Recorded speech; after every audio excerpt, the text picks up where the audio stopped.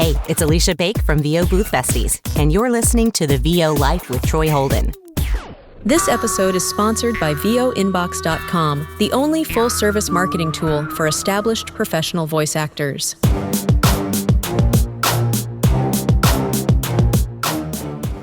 Hey, welcome back. It's the VO Life. We are in second winter here in Tennessee. We got a snow came through last night and crippled things, but luckily it melted off the roads because we can't drive in this stuff here because they can't clear the roads. But Mother Nature popped the sun out and took care of that for us today. Thank goodness, because it really can get testy around here.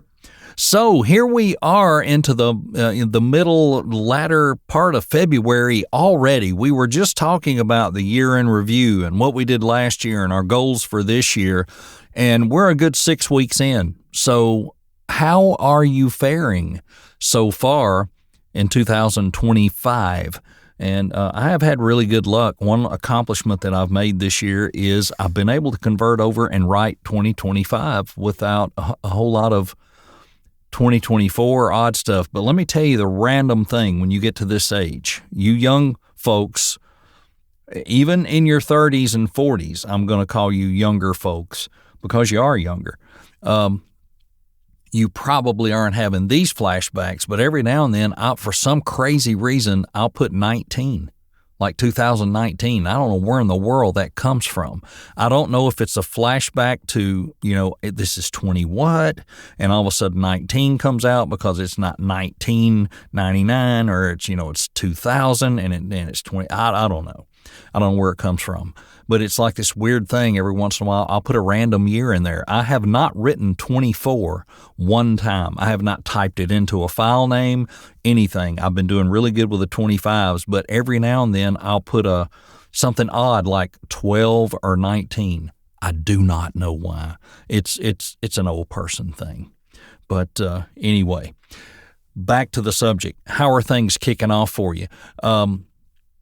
January started off with a bang for me. I had a really good January. February has not been bad either.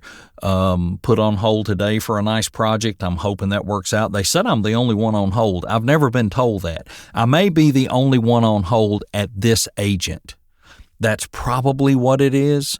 There may not be anybody else in the ball game, at that agency. But anyway, we'll see. Hoping that one comes through because that's really going to make what I'm, looking at January, February, March at the first quarter. I won't get paid for it, I'm sure, in the first quarter, but it's going to make a really good first quarter for booking because in just tracking things, it's off to a way better start than last year was.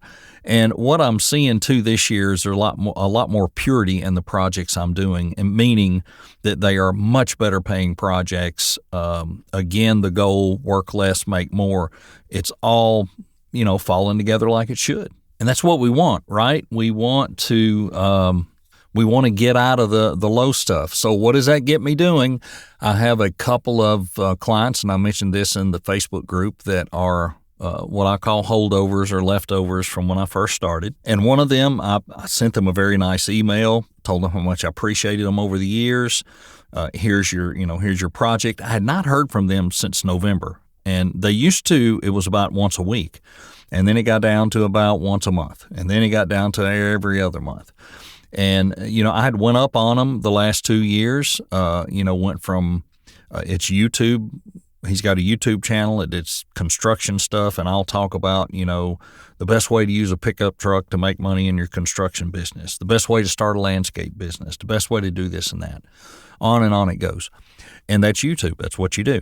But, these were usually 900, 1,200 words. I started charging by the word, not by the read. And that helped a little bit for a while. But the second year, I'm like, I can't do this that cheap. I went up. The next year, I went up. This year, I had not heard from him, so I didn't send him anything in January telling him I was going to raise the rate. But when he sent the job in, I decided now's the time. So I sent it to him, and he said, hey, I'm just not going to be able to afford you anymore. And I said, hey, I totally understand. I'll be happy to refer some names to you, some people that will probably do it for what I was doing it for, that I will vouch for. They're really good voice actors. They're good. They'll give you good delivery. They'll be quick. You'll be happy with it. but he didn't ask for names. So he may just go to, he may go out there and try to find somebody at the pennies on the dollar that he was paying me a long time ago. I have tried to hang on to almost everybody like that I had. Some of them just quit because they were done, as in they had done a lot of YouTube episodes and just not gotten followers or subscribers, so they hung it up, and that was fine. There were others who I would let them know, I've got to go up. I've got to have this much per word. I can't do it by the script because your scripts are all over the place from 900 to 1200 to 1400. I can't do a base rate. You're going to have to pay me by the word. And they just said, we can't afford that. And, there was one I passed on to somebody, and I think they're still doing that work. And it wasn't the worst rate in the world, believe me, but it wasn't what I wanted to do. And you do get to that point where you have to cut the cord. You have to, as Brad Highland said, thanks, Brad, for the comment, rip off the Band-Aid, because it's time to move on and either spend your time investing in looking for new leads or spend that time in investing for something else. And you know what? Every time I've done this, every time, something good came out of it within a day or two. Like yesterday, I cut ties on that one construction channel. Today, I'm on this. I'm on hold for this spot that I'm supposed to read that will make me more than what that guy would have paid me in 3 years. You know what I'm saying? And I'll make that in an hour. So it usually works out. You just sometimes have to rip the Band-Aid off. The second one, I'm not sure yet because it's more of a heart work versus money work. I enjoy doing it, and it's work that it really satisfies something. And some of you may have that kind of work. It may be for a charitable organization. It may be for something that you feel like you're giving back and you want to give back.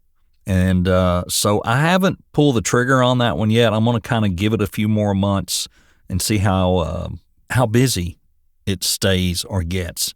We're really busy this year with them and the end of the year. Usually it was all spread out. I'd hear from them, once a quarter or once every few months, couple of months, and it wouldn't be that much. But here lately it's been a lot. And it hasn't been a hassle to do the work. The hassle is the invoicing and the paperwork for what you get paid and how they need it done. And it's just, that's when I get frustrated, which we all do. We hate doing administrative stuff, right? Absolutely hate it. But anyway, good things have come, out of, dropping the other one, I think, and it will continue to come. And as we all do, as we all realign and redo things, we have to decide when we can cut those ties and move on. And for some of you may say, I wish I had ties to cut. I haven't even gotten work yet. I've been doing this for a while. I'm learning, I'm training. I haven't got work yet. Hang in there. It's coming. You may not have to go through this. You may be able to have your entry into the business through a different path and not have to go through this stuff where you have to let people go and you're haggling. And, I saw somebody the other day, who was, oh, I know who it was, Julio Leon, who got his first Fiverr order, and he was talking about what a pain it was and whatever. And it is. It really is. It can be a real pain on there. The levels of buyers on there back when I started it could really get crappy. I got lucky. I didn't have very many bad buyers that were hard to negotiate with or hard to please. I was lucky. And people say if you do good work, they won't come back on you. And that's true. But there are some on there, I don't care how good your work is, they'll come back on you. They'll start calling you an AI voice, a robot voice, blah, blah, blah. What they want you to do is get mad and give them the work, and they cancel the order and get it free. That's what they're looking for, a lot of them. And that's low and that's terrible, but it is what it is. I've been fortunate. I haven't dealt with that. I've had Some things happen on there. I tell you, the thing I find now that is more frustrating to me is nobody seems to want to accept their order when you send it to them, give you a review, and close it out. That way you can get paid. They want to let it auto-complete and sit, and they don't give reviews. And I don't understand that.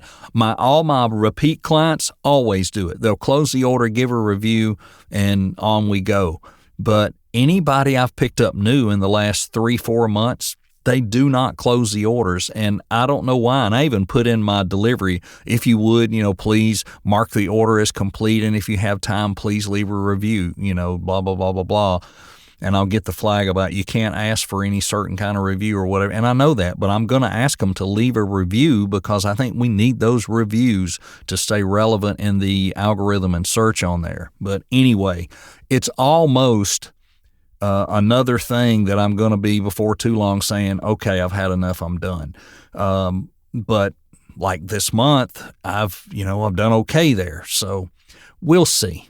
We'll see. But I will also say every penny I've made on there this month is not voiceover. It's all been UGC video work and green screen stuff and a spokesperson or whatever you want to call it. And I guess for a mature, older guy, there's a big demand because they want that grandfatherly voice and tone and that look because we're trustworthy, I guess. And I've been booked a few times for that, and it pays okay. And I've got my studio set up for it now, and it works great. I can pull the green screen down and have a nice office-looking background, or I can put my green screen up behind me and do that. And I can go other areas of the house and get decent sound because of having, a nice shotgun mic plugged into my little portable interface. It works great. Or just using the what's the eye thing? The eye whatever. I can't think of it. But that works just as well. Anyway, onward, forward, enough about me. This is not supposed to be about me and what I'm doing. Well, it kind of is because we talk about a VO life and where I'm at. But I just hope you all will know when to cut those cords. And try not to establish them up front. You have a better opportunity than I had in a lot of ways because you are getting the information and the education and all of the stuff in podcast in these groups to build the right way. You don't have to go down Fiverr Lane. You don't have to go down Upwork Trail. You don't have to go to a lot of sites that don't have a lot of really good work. You can learn and train and then start to get a website up, get demos up, and start direct marketing.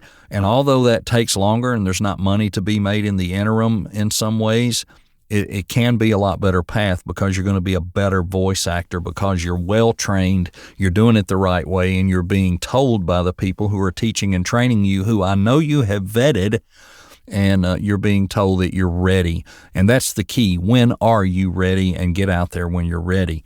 So many of us got out there too quick, and we had to dig and recover. And, the biggest thing I've had to recover from, I've talked about it a lot, is my Voice 123 profile, getting that thing up into a higher percentile and making sure samples are done right and blah, blah, blah, blah, blah, and did some extra work on that this past weekend thanks to the course Sunday night on the Online Casting Optimizer. Big shout out to them.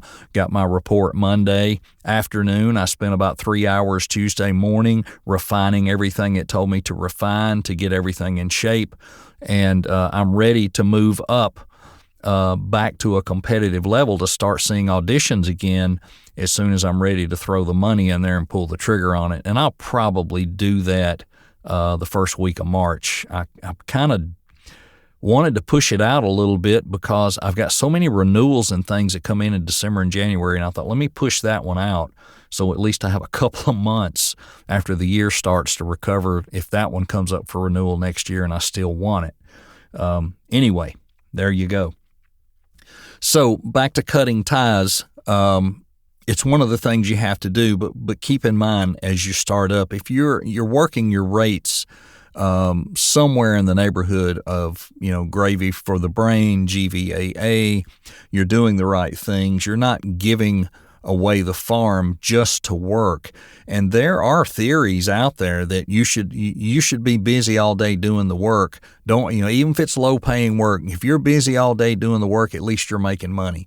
But you're not helping anything. You're not helping yourself. You're not helping the industry. You're not helping anybody, anything by trashing the rates. Now, that's not to say you can't do local radio spots and help out your local radio station for a reasonable rate, because they're not going to go to an agent or to an online casting place and hire somebody. They're not.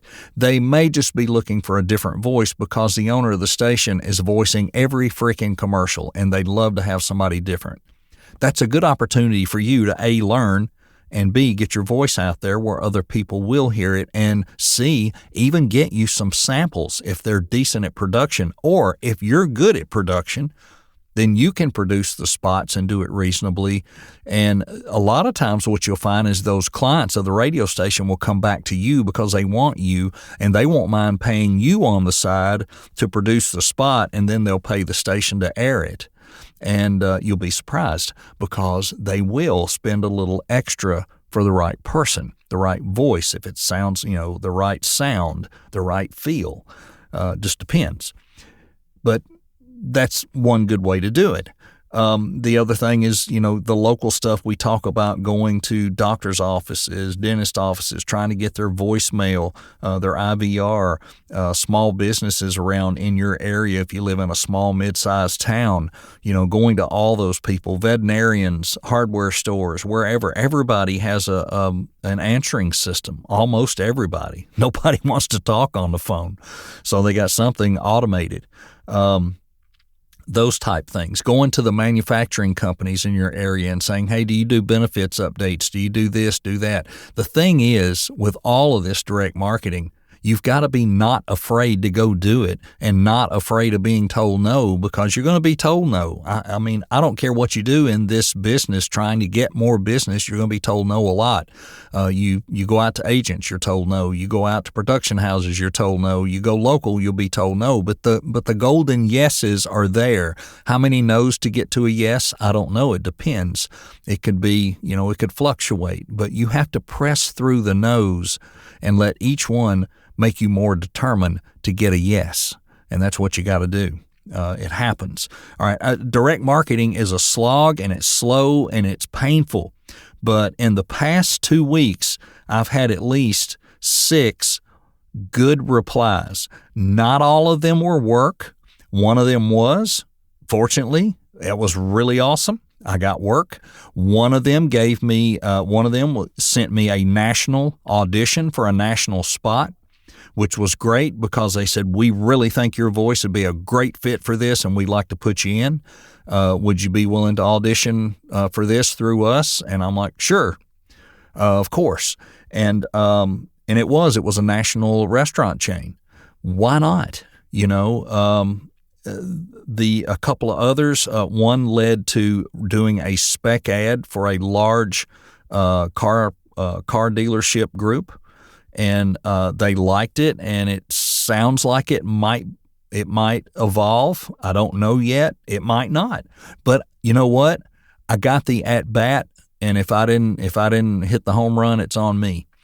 And then another one was just kind of a, hey, we're all set right now, but we really appreciate you reaching out. We liked your stuff.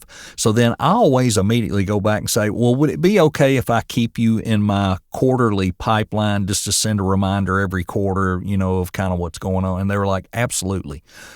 Those are wins, folks. And remember, in direct marketing, if they're not unsubscribing or not saying, please stop emailing me, it's a win. You keep going. It's on you to keep going back. You can't stop. If you give up because you're not hearing anything, but they're not telling you to stop, then you're losing, because you never know if it's 1 month, 6 months, 2 years. One of those may come back to a nice repeat client. You just don't know. You have to keep going. So keep your chin up, keep your head up, and keep going. All right, so this has been like randomola, right? We talked about how the year's going. We talked about cutting strings. We're talking about a little bit about marketing.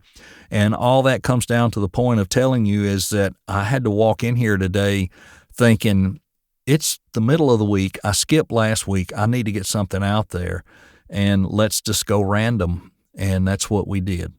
Let me tell you another idea I'm kicking around, and this may be the dumbest thing in the world because I love podcasts and I love talking. But you know what? Talking about VO can only go so far. I've been trying to come up with a concept for something that I could do that was not VO related. So I'm working on it, and I'm working on how I'm going to set it up, who I'm going to invite, and I'd like to have something that is just totally not VO. Just talk about what's on TV, sports events, no politics, no voiceover, nothing.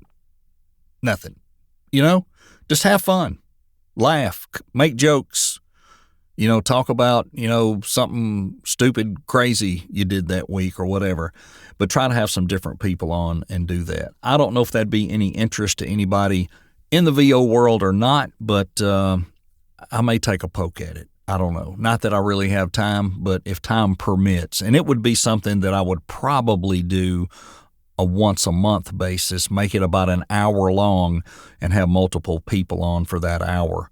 That way it's not a big commitment if you're only doing it once a month, but we'll see. We'll see.